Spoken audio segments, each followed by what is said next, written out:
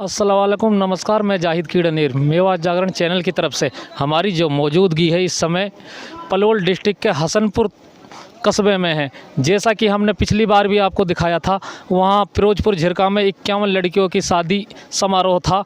आज पलवल डिस्ट्रिक्ट के हसनपुर में है। जैसा कि यहाँ सभी लड़कियों का दहेज रखा है। लगभग 13-14 शादी हैं, कुछ हिंदू हैं, कुछ मुस्लिम हैं। तो इस कमेटी के जो जमात हैं उनके एक सदस्य जाविर खान भी हमारे साथ हैं।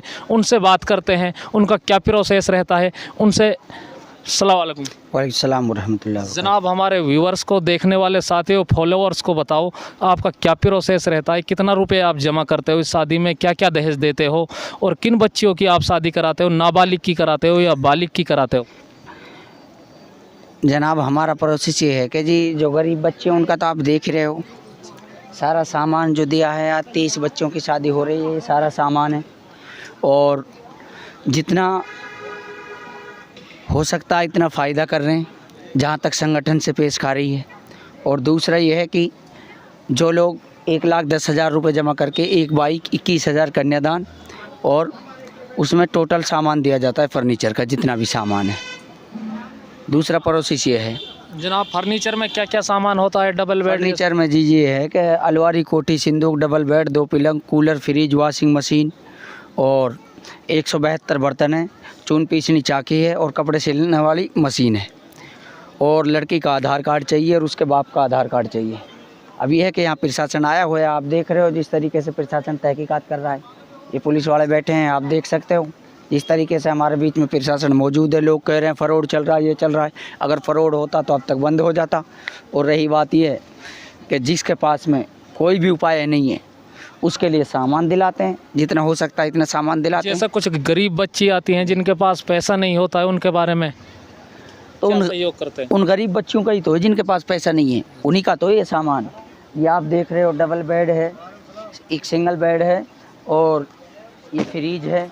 और ये आप देख रहे हो ये क्या बोलते हैं इसको, नियामत खाना। और ये कूलर है, ये 2 कुर्सी हैं, ये नमाज़ पढ़ने वाली चौकी है।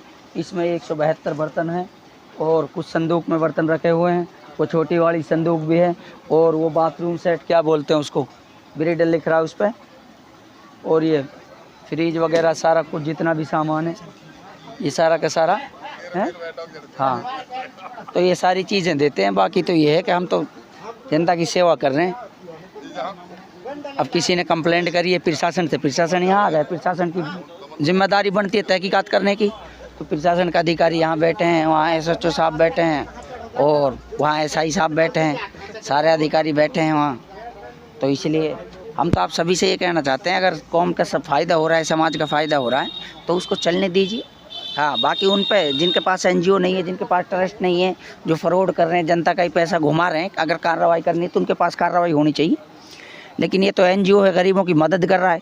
और दूसरा ये है कि अगर ये फ्रॉड हो रहा है तो प्रशासन यहाँ बैठा है, प्रशासन तहकीकात कर रहा है यहाँ।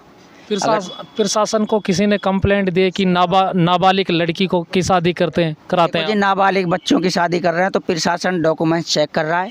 वो प्रशासन का काम है कानूनी कार्रवाई करना, तहकीकात करना। अगर मैं गलत हूँ तो प्रशासन मेरे ऊपर शिकंजा कसेगा और इन फरौड शादियों को, यानी कि जो नाबालिगों की शादी की जा रही है, उसको बंद किया जाएगा। हाँ, ठीक है। थोड़ा सा 2 बात, यहाँ कोई नाजायज काम नहीं है, यहाँ बिल्कुल जायज है। थोड़ा बिल्कुल यहाँ तो सारा काम